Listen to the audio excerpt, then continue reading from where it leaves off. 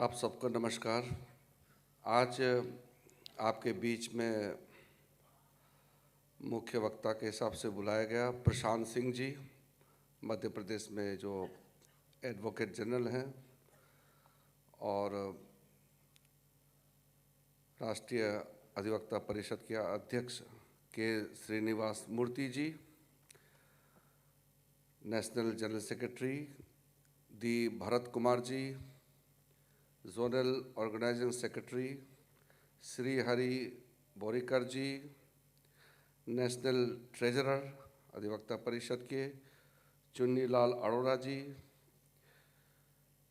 उपाध्यक्ष तीनों हमारे बीच में मौजूद हैं, डॉक्टर सीमा Singh ji, Satya Prakash Rai ji, R Rajendran ji, secretary Anjali Helekar ji, secretary Dipendra Kushwaha ji, office secretary Santosh Kumar ji और देश भर से आए हुए अधिवक्ता के जितने भी प्रमुख लोग यहाँ आए हुए हैं और काफ़ी सीनियर्स जो अधिवक्ता परिषद के लिए और इस क्षेत्र में काम करने वाले कई लोग आज इस सम्मेलन में मौजूद हैं। मैं सबसे पहले मुझे आज इस कुरुक्षेत्र के पवित्र धरती पर इस 16वें अखिल भारतीय अधिवक्ता परिषद का जो सम्मेलन हो रहे हैं उसमें आपके बीच में आने का मौका दिया, इसके लिए बहुत बहुत धन्यवाद देना चाहता हूं।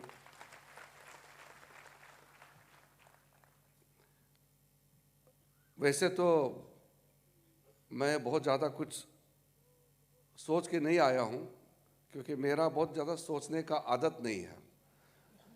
जो कुछ दिखता है वही बोलता हूं और देश के लिए जो कुछ काम करना है, काम करके उस सोच को क्रियान्वित करने का कोशिश करता हूं। छोटे छोटे दो चीज़ें हैं, मैं उसको क्लेरिफाई कर दूंगा। सबसे पहले एक तो मेरा कभी कभी इंट्रोडक्शन हो जाता है कि मैंने एलएलबी किया है, तो ये गलत फहमी में नहीं रहना है कि मुझे कानून आता है। एलएलबी ज़रूर किया मैंने, लेकिन उस दृष्टि से मैंने कभी एलएलबी नहीं किया कि कभी मैं कोर्ट में जाके प्रैक्टिस करूँगा। तो उस समय एक मन में आया कि मुझे एलएलबी का डिग्री हासिल करना है और हासिल करते वक्त कुछ कानूनी ज्ञान आ जाए तो वो वैसे ही मेरे लिए बोनस है। दूसरा तो कभी कभी जिक्र होता है कि मैं बहुत यूथफुल, बहुत यंग है, यंग डायनामिक बोलता है। वो गलत फहमी में नहीं रहना, जितना यंग दिखता है इतना जवान मैं नहीं हूँ। तो 7 बार चुनाव लड़ चुका हूँ, तो जो आदमी 7 बार चुनाव लड़ चुके हैं वो कितना जवान हो सकते हैं। तो इसलिए जो विद्वान लोग आपके बीच में आते हैं और विद्वान लोगों से सुनना वो फ़ायदेमंद होते हैं, लेकिन ये भी सच है कि कभी कभी हम जैसों से सुनने से भी फ़ायदा हो सकता है। तो आप लोगों ने बुलाया है, मैं आपके बीच में आया ही है तो मैं एक दो बातें रखूँगा। सबसे पहले तो हमारा इतना बड़ा विशाल देश है और जो देश इतना बड़ा है उसका समस्याएं भी तो उतने ही होंगे। तो इसलिए समस्याओं को लेकर के बहुत ज़्यादा चिंतित नहीं होना चाहिए, लेकिन समस्याओं को हल कैसा होना चाहिए उसका प्रयास हम लोगों को करना चाहिए। जब मैं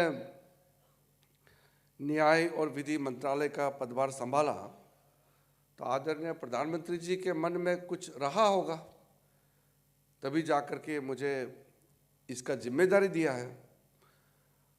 क्योंकि मैं कोई नया तो नहीं हूँ, कई सालों से भारतीय जनता पार्टी का कार्यकर्ता के हिसाब से, फिर सांसद के हिसाब से, उससे पहले कमीशन में रहे, फिर 2014 से अलग अलग मंत्रालय में भी रहा है।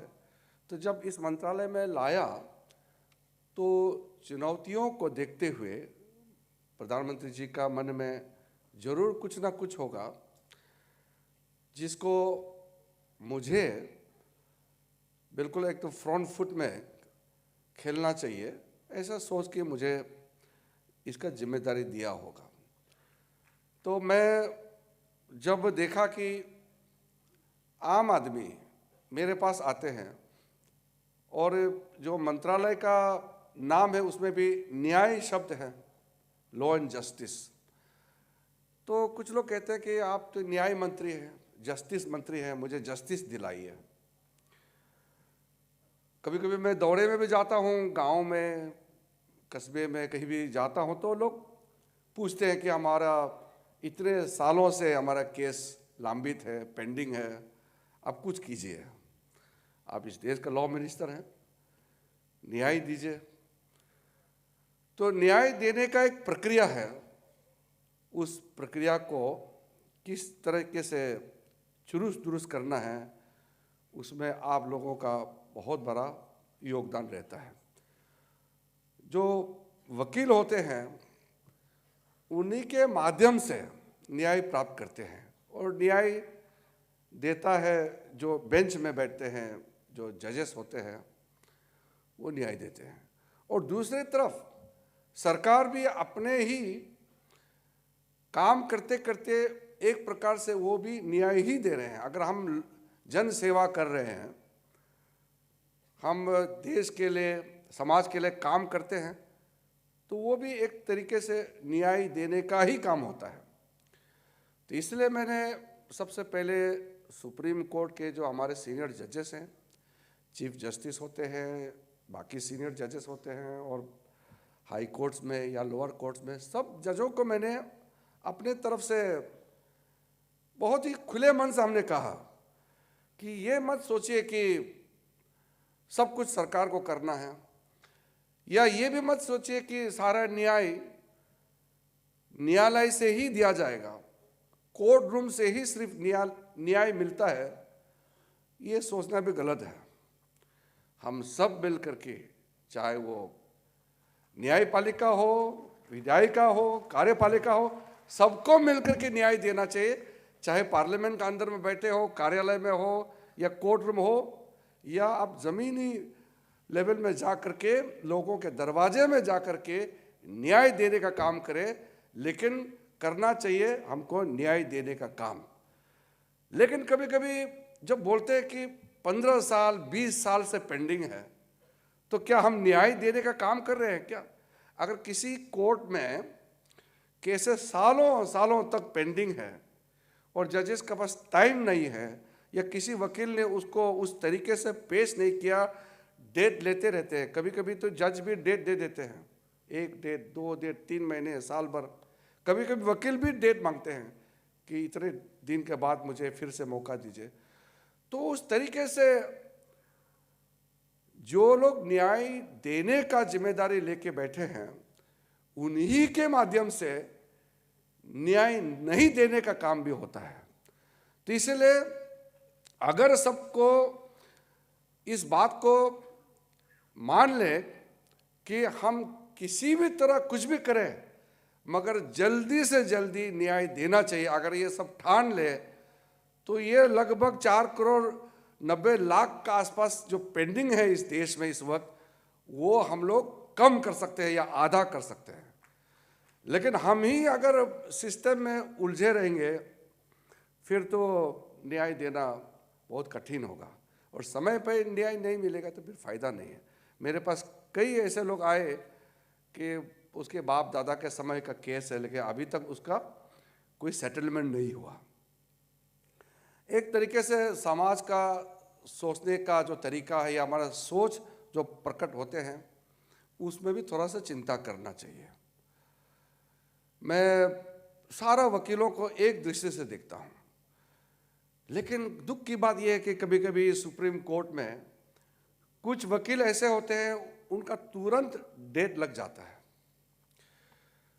और कुछ वकील ऐसे हैं कि वो कहते हैं कि आप मेरे पास केस लेके आइए, मैं आपको केस जितवा दूंगा।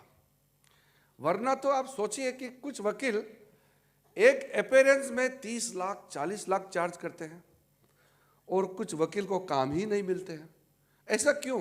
कानून तो सबने पढ़ा है, वही संविधान, वही एक्ट सबने पढ़ा है, वही धारा, वही सेक्शन सबने पढ़ा है। कुछ लोगों का थोड़ा तरीके से केस रखने का टैलेंट होता है, उसका इनबिल्ट क्वालिटी होते हैं, मगर प्रावधान तो सबको उसी तरीके से रखना है। लेकिन कुछ लोग ऐसा होते हैं कि बड़े बड़े केस उसी के पास आते हैं और वो बैठे बैठे करोड़ों का कमाई करते हैं। कोविड के समय में तो जब वर्चुअल हो रहे थे, वीडियो कॉन्फ्रेंसिंग के माध्यम से केस चल रहे थे, तो वो टाइम ही नहीं है। लोग, कुछ वकील तो ऐसे थे कि यहाँ भी एक कंप्यूटर लगा के रखा है, यहाँ में भी एक बेंच में आप हियरिंग कर रहे हैं, यहाँ भी हियरिंग कर रहे हैं, उधर भी हियरिंग करते हैं। कभी कभी जजों को गुस्सा आता था कि भाई आप मेरे कोर्ट में हियरिंग कर रहे हैं, आप पैरेलली साथ साथ आप दूसरे कोर्ट में भी पेश हो रहे हैं, क्योंकि एक ही रूम में पूरा व्यवस्था बनाया हुआ है। तो ये किस लिए होता है? ठीक है, अच्छा वकील है, लोग जाना चाहिए, लेकिन इसलिए उसके पास जाए क्योंकि न्याय वही दिला सकता है, क्योंकि उसका पहुंच है और वही फिक्सिंग करा सकते हैं, तो फिर ये बहुत दुख की बात है। तो इसलिए मैं तो ये मानता हूं कि जो बड़े वकील होते हैं वो भी ये कोशिश करें कि छोटे छोटे जो जूनियर हैं, नए नए वकालत कर रहे हैं, उनको उभरने का मौका दें। पूरा कब्जा करके मत बैठिए, केस बांटिए, लोगों को सिखाइए, उसको भी उठने दीजिए। जो सुप्रीम कोर्ट में पेश होते हैं वो लोअर कोर्ट में भी जा सकते हैं। कोर्ट तो कोर्ट होते हैं, आप नीचे कोर्ट में जाने से आपका कद छोटा नहीं हो जाते हैं, मैटर तो वही है। लेकिन कुछ लोग तो कहते हैं कि मैं तो सिर्फ सुप्रीम कोर्ट में ही पेश होता हूँ, नीचे जाते नहीं है। बोलते हैं कि नीचे जाने से उसका कद छोटा हो जाएगा। ऐसा सोच तो बहुत गलत बात है। कोई जज छोटा नहीं होता है, कोई कोर्ट छोटा नहीं होता है।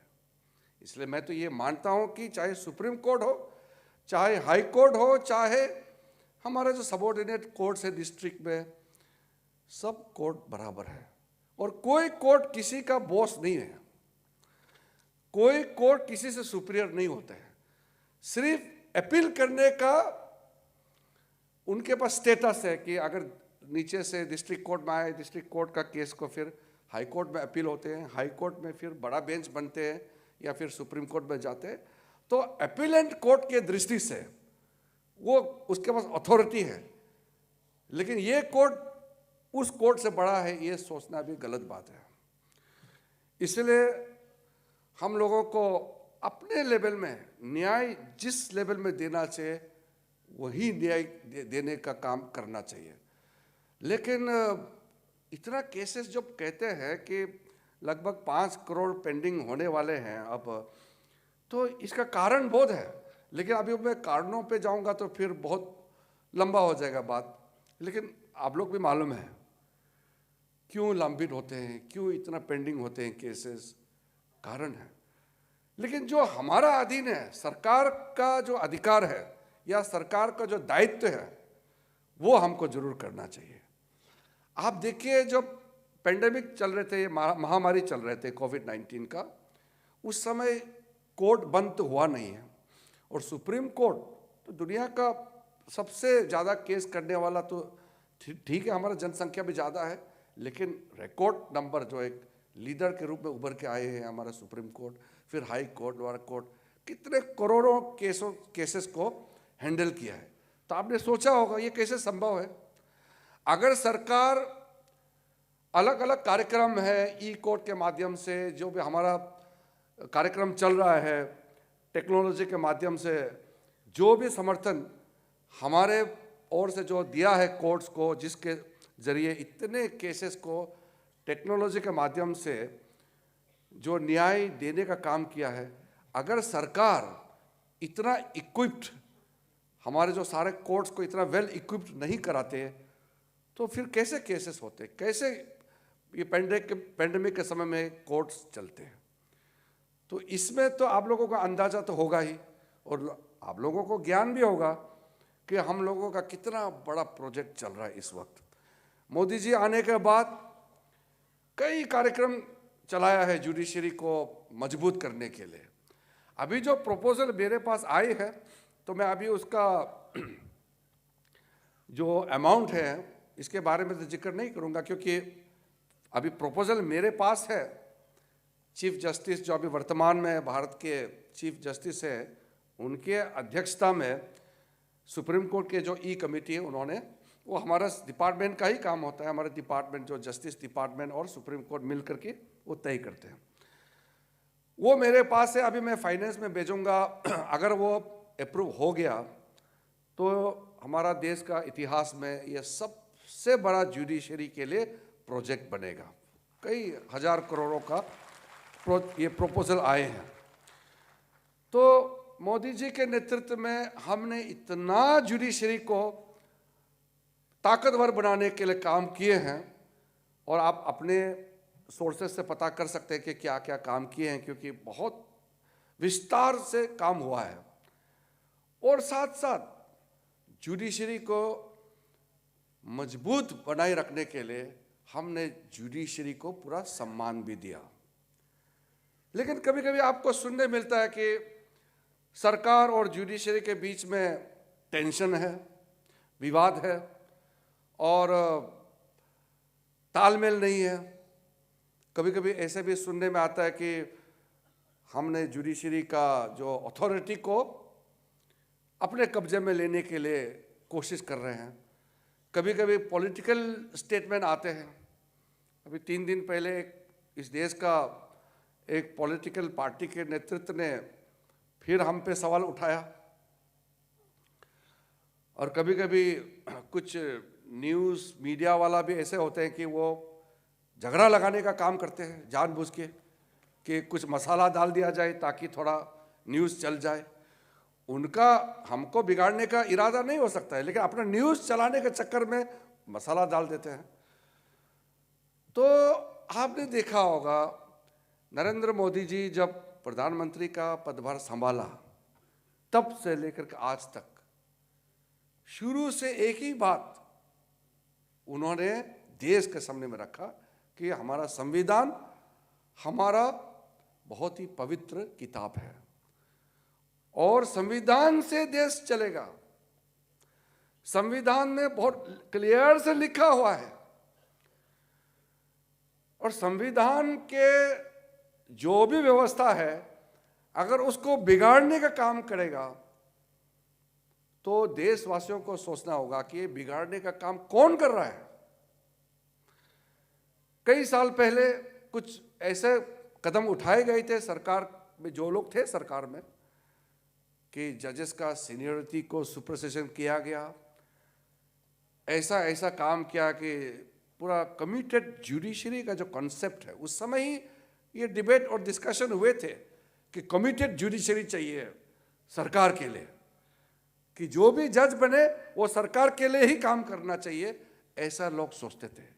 लेकिन हम सोचते हैं जो भी जज बने वो देश के लिए कमिटेड हो, सरकार के लिए नहीं।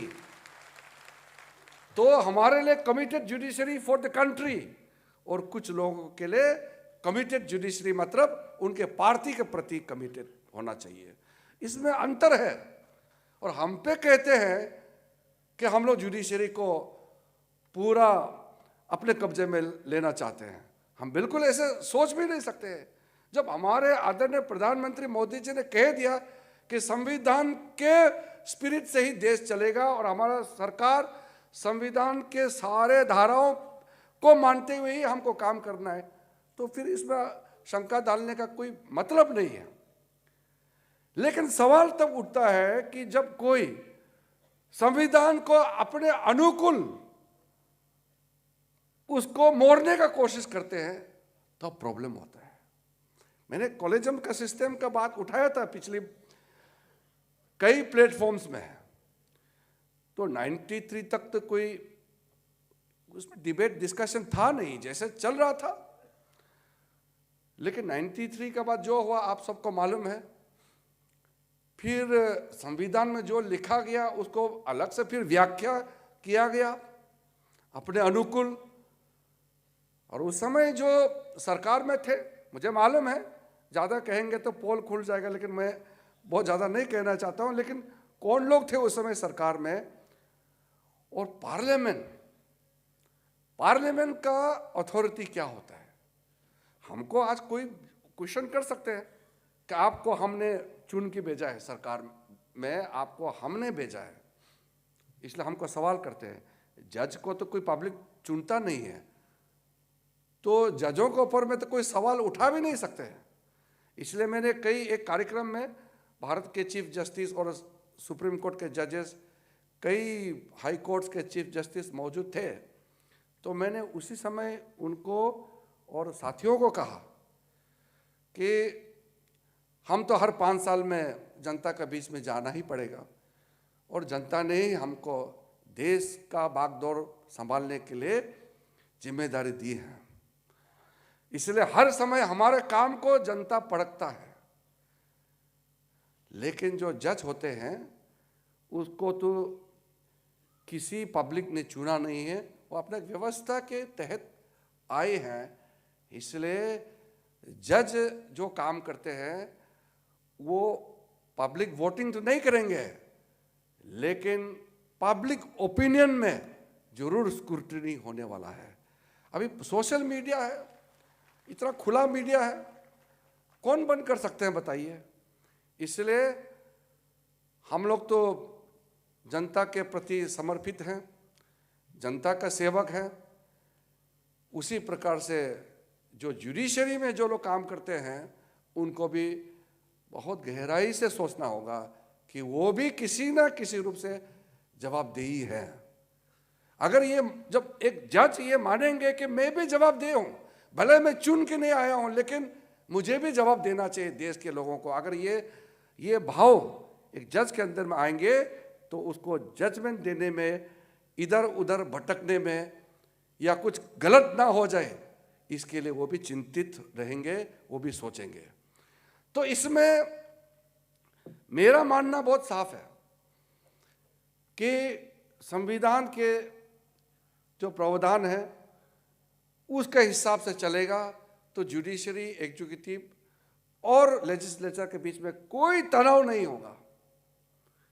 हम भी अपने दायरे से आगे ना जाए, पार्लियामेंट में जो कानून बनाते हैं वो भी जो व्यवस्थित तरीके में जो अधिकारित किया गया है उसी तरीके से कानून पारित हो, और जुडिशरी भी जो सीमित आपको रोल दिया गया है संविधान में, आप भी उसी दायरे में अपने आप को बांध के रखिए। फिर जाकर के कोई टेंशन नहीं आएगा और किसी मीडिया वाला को मसाला डाल के लिखने का मौका भी नहीं मिलेगा। लेकिन अगर हम भटकने का प्रयास करेंगे तो फिर दूसरे ओर से जरूर आवाज उठेगा। इसलिए एक मधुर संबंध के साथ हमको चलना है। इसलिए कोई अगर कहता है कि हमारे सरकार की जुडिशरी को हम कब्जा करने चाहते हैं, वो कहने वाला और जिन्होंने ये सोचा है वो अपना गिरेबा में झांक के देखना चाहिए कि उनका सोच क्या है। नरेंद्र मोदी जी के नेतृत्व में हम लोग बहुत क्लियर है, हमारे ओर से कोई इस तरह का कोई एक्सीडेंट भी नहीं हो सकता, क्योंकि हम पक्का सोच के साथ काम करते हैं। तो इसलिए आज जब हम लोग मेरा सोच जैसे आपके सामने में रखते हैं उसको उसी तरीके से समझना चाहिए, नहीं तो फिर अपना मतलब से उसका इंटरप्रिटेशन होगा, फिर बात जो है गलत तरीके से पेश किया जाएगा। अभी कुछ दिन पहले पार्लियामेंट में कुछ सवाल आए, कांग्रेस के सदस्य ने मुझे सवाल किया और अगले दिन न्यूज़पेपर में कुछ और निकला। सवाल मैं संक्षेप में बताता हूं। सवाल ये था, जिस कांग्रेस सदस्य ने जो सवाल किया ये था कि आजकल जजेस मनमानी करते हैं, छुट्टियां जाते रहते हैं, केसेस पे ध्यान नहीं देते हैं, उनको इतना फैसिलिटी दिया गया है, और जो सरकार पार्लियामेंट में जो बिल पास हुआ उसको मानते नहीं है। ये सवाल था और सवाल को मैंने जवाब दिया, और अगले दिन न्यूज़पेपर में ये हेडलाइन आया कि लॉ मिनिस्टर ने सुप्रीम कोर्ट को क्रिटिसाइज किया है। तो कई जज पढ़ा होगा, वो तो पार्लियामेंट में तो थे नहीं, वो तो जो पढ़ा है वही तो समझेगा, और वही लिख दिया। फिर दूसरे कांग्रेस सदस्य ने पूछा कि सुप्रीम कोर्ट के जजेस इतना छुट्टियां क्यों मनाते हैं और वेकेशन बेंच क्यों नहीं है। तो मैंने उसको बताया, हाँ, आपके अलावा और भी लोग मुझे कहा है कि सुप्रीम कोर्ट को आपके तरफ से एडवाइस दीजिए कि छुट्टियां थोड़ा कम हो, और अगर छुट्टियां में जाते भी हैं, हॉलीडे होते हैं, तब भी बीच में वेकेशन बेंच जरूर बनाए ताकि इमरजेंसी केस सुनते रहे। सुझाव आया, मैंने बताया, और वो अगले दिन न्यूज़पेपर में हेडलाइन निकला कि लॉ मिनिस्टर ने कहा है कि सुप्रीम कोर्ट के लोग छुट्टियां में ना जाए। अब बताइए, और मैं क्या कर सकता हूं इसमें? ना हंस सकता हूं, ना रो सकता हूं। बिना मतलब इस तरह का वातावरण को खराब कर देते हैं। तो कई ऐसे मुद्दे हैं जो हमारा सोच नहीं है, उसको लिखता है, फिर उसका जवाब में कोई जज कहीं टिप्पणी कर देता है, फिर मुझे आके बड़ा चढ़ा के बोलता है, साहब आपको देखो सुप्रीम कोर्ट के जज ने आपका बातों पे रिएक्शन किया है, आपको कुछ कहना है क्या? अरे भाई बहुत हो गया, मुझे और कुछ नहीं कहना है। तो ये चीज़ें जो है, कभी कभी जो कम्युनिकेशन है, ये भी एक समस्या के रूप में हमारे बीच में खड़ा हो जाता है। मैं ये मानता हूँ कि जो हमारे आज के इस सम्मेलन में अधिवक्ता परिषद के जितने सालों साल आप लोगों ने काम किए हैं, आपका बीच में मुझे बात रखने में इतना आसान और इतना अच्छा है, लगता है कि आपका सोच और मेरे सोच तो एक है कि हम लोग सभी एक ही विचारधारा से उभर के आए हैं। तो इसमें मुझे कुछ तैयारी करके आने का या कुछ चिंता करने का भी कोई ज़रूरत भी नहीं है। इसलिए मैं यहाँ आने से पहले कुछ सोच के नहीं आया, क्योंकि मैंने यही सोचा कि मैं अपने परिवार के बीच में जा रहा हूँ, तो मुझे काहे को चिंता करके जाना चाहिए। तो मैंने बुलाया तो आपके बीच में आ गया। तो आप लोगों ने, कई सीनियर लोग हैं, कितने सालों से काम किए हैं। हमारे जो प्रो बोनो कॉन्सेप्ट है, फ्री लीगल एड देने का काम है, इसको अखिल भारतीय अधिवक्ता परिषद के इस मंच से थोड़ा सा पुश कैसे दिया जाए। भारत सरकार का कुछ कार्यक्रम चलते हैं, हमारा टेलीलॉ का कार्यक्रम चलते हैं, हमारा न्याय बंधु का स्कीम है, इसके तहत जो पैनल लॉयर्स होते हैं उसमें हमारा अधिवक्ता परिषद के लोग अगर जुड़ जाए तो मुझे लगता है कि हम और भी लोगों को न्याय देने में आगे बढ़ सकते हैं। जो पेंडेंसी को लेकर के हमने जो तैयारी की है, एक तो जैसे कि मैंने कहा कि जो कॉलेजियम अपॉइंटमेंट, वो विषय मैं आज नहीं उठाऊंगा, लेकिन जो केसेस को हैंडल करने के लिए जो सिस्टम है, जो प्रक्रिया है, प्रक्रिया में ही इतना फंस जाते हैं लोग। आम आदमी को पता ही नहीं कि न्याय पाने का तरीका क्या है, इतना भी पता नहीं है। प्रक्रिया, प्रोसेस इतना लंबा है। कभी कोर्ट पुलिस पे डांटते हैं कि पुलिस ने जल्दी प्रोसीजर ठीक नहीं किया, इन्वेस्टिगेशन रिपोर्ट तैयार नहीं किया, वो नहीं किया नहीं। कभी वकील पे चढ़ जाता है कि वकील ने तैयारी करके नहीं आया।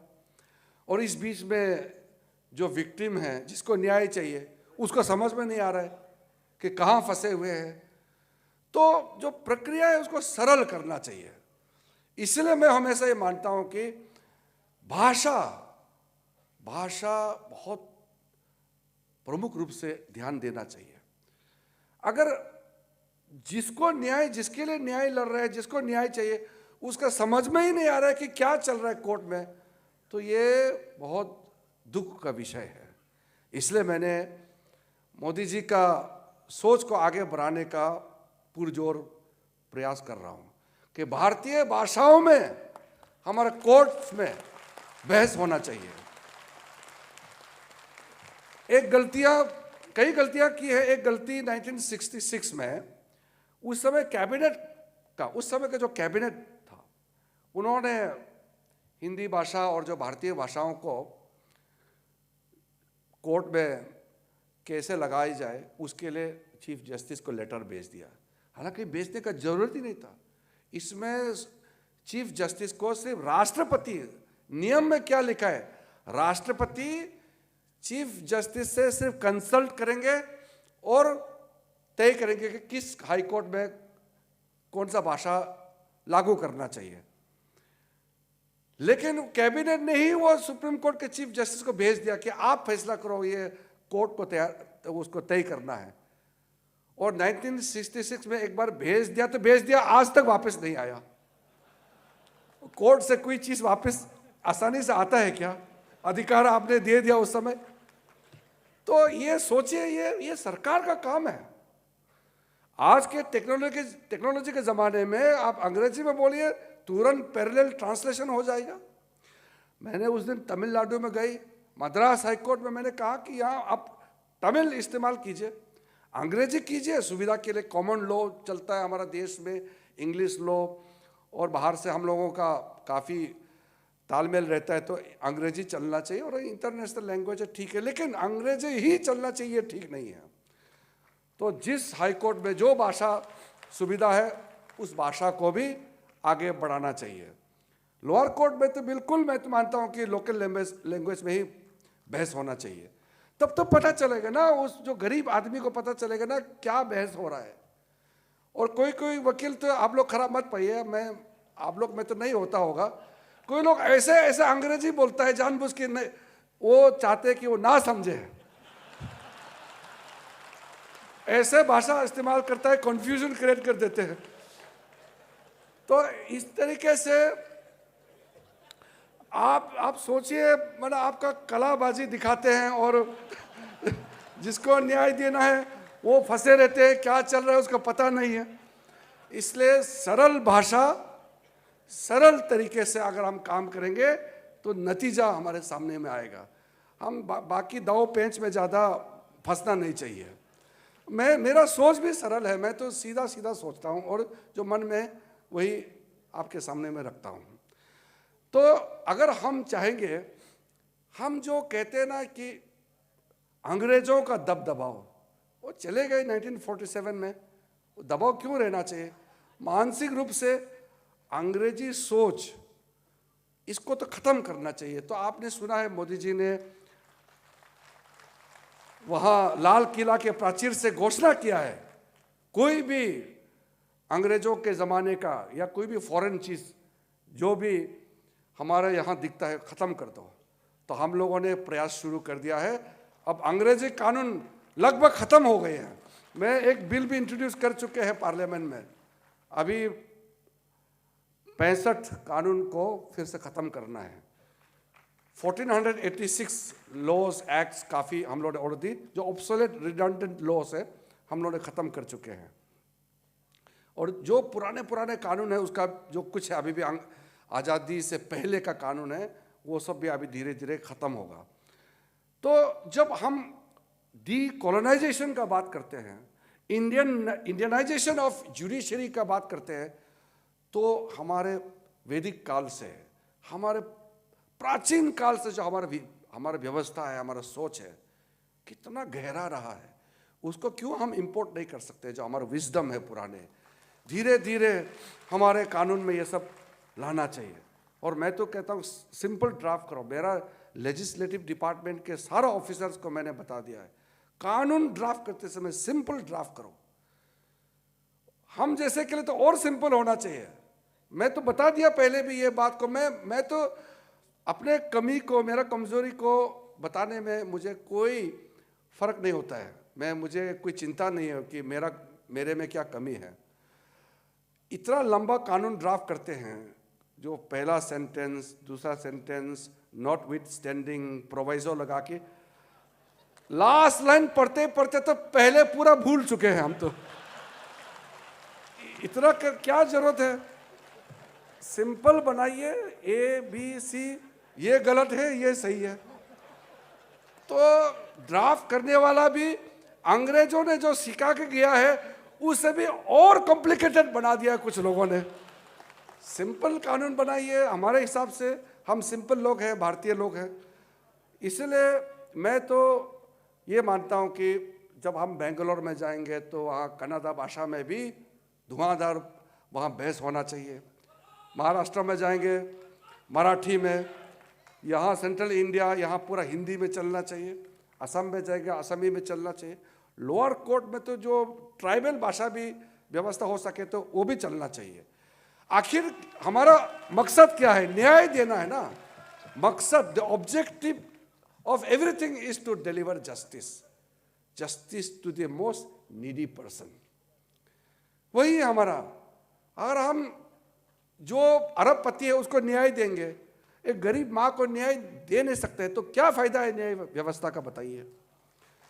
इसलिए हम लोगों का जो चाल चलन सोच विचार बहुत ही सरल तरीके से अगर हम लोग करेंगे तो मैं मानता हूँ कि हमारा जो अल्टीमेट पंडित दीनदयाल उपाध्याय जी का जो इंटीग्रल ह्यूमनिज्म का जो कॉन्सेप्ट है कि जो सबसे कमज़ोर, सबसे जो लास्ट में जो खड़े हैं उस इंसान तक हम व्यवस्था करके उसको न्याय दे सकते हैं। तो इसी तरीके से हम लोगों को काम करना चाहिए। मैं और लंबा नहीं कहूँगा क्योंकि लगभग अभी 9 पार हो गए हैं, मुझे फिर दिल्ली भी वापस जाना है, आप लोगों का और एक सत्र भी है। लेकिन जैसे मैंने शुरू में कहा बहुत लंबा कुछ कहने के लिए मैं नहीं आया हूँ। आपने बुलाया वही मेरे लिए बहुत बड़ी बात है, तो आपके बीच में आए हैं तो मैंने सोचा कि जो आम तौर पर मेरा मन में जो आते हैं वो हम आपको ज़रूर बताएंगे। और बाकी जो टेक्निकल इश्यूज़ है, लेजिस्लेटिव जो प्रोसीजर है, बाकी लीगल रिफॉर्म्स वगैरह काफ़ी हम लोग काम कर रहे हैं। और हम alternative dispute resolution mechanism, mediation, जो हमारा देश में पुराना परंपरा है मीडिएशन, उसमें हम लोग कई प्रावधान ऐसे लेके आ रहे हैं जो मीडिएशन करने के लिए गांव में प्रमुख जो भी हैं, बुजुर्ग लोग हैं, कम्युनिटी सेटलमेंट, इस तरह का जो हम लोग एक फॉर्मल इंस्टीट्यूशनलाइज्ड मैकेनिज्म मीडिएशन के लिए हम लोग लेके आ रहे हैं बिल। उसके बाद आर्बिट्रेशन को भी हम लोग आगे ले जाने के कई प्रावधान हम लोग कर रहे हैं, कर भी चुके हैं। इसी प्रकार से इंडिया को एक आर्बिट्रेशन हब बनाने के लिए हम लोग ने काफ़ी व्यवस्था शुरू कर दिया है, ताकि आज हमारा देश दुनिया का 5वीं सबसे बड़ा अर्थशक्ति है। तो इतना बड़ा हमारी इकोनॉमी है, 3 ट्रिलियन हम क्रॉस कर चुके हैं। तो जाहिर से बात है कि दुनिया हमारे यहाँ आएंगे बिजनेस करने के लिए, तो यहाँ ईज़ ऑफ डूइंग बिजनेस के लिए, ईज़ ऑफ लिविंग आम आदमी के लिए व्यवस्था खड़ा करना हमारा दायित्व है। यही प्रधानमंत्री जी का सपना है कि भारत का सबसे अट्रैक्टिव डेस्टिनेशन बनाना है, दुनिया का सबसे प्रोग्रेसिव राष्ट्र बनाना है, एक ताकतवर राष्ट्र बनाना है भारत को। इसी दृष्टि में हमारा विभाग से जो भी हो सकते हैं हम लोग को करना चाहिए, ताकि सुविधा हो, सबको अच्छा लगे कि भारत देश में न्याय व्यवस्था चुरुस्त दुरुस्त है। We must create a very robust judiciary, very robust and very vibrant legal system in our country. इसमें अधिवक्ता परिषद का बहुत बड़ा रोल रहेगा, आगे भी पहले से रहा है। मैं पुनः मुझे यहाँ आमंत्रित करने पर मैं आभार प्रकट करना चाहता हूँ, और आप लोगों ने इतने बड़ी संख्या से आप इस हॉल को भरा दिया है। देश के कोने कोने हर राज्य से लोग आए हैं, मुझे बहुत अच्छा लगा। पहली बार मैं अधिवक्ता परिषद का इतना बड़ा सम्मेलन में आया, देख करके अच्छा लगा। भविष्य में फिर तालमेल करके काम करते रहेंगे और देश को हम लोग महान देश बनाएंगे। इसी विचार के साथ आप सबका बहुत बहुत धन्यवाद। जय हिंद।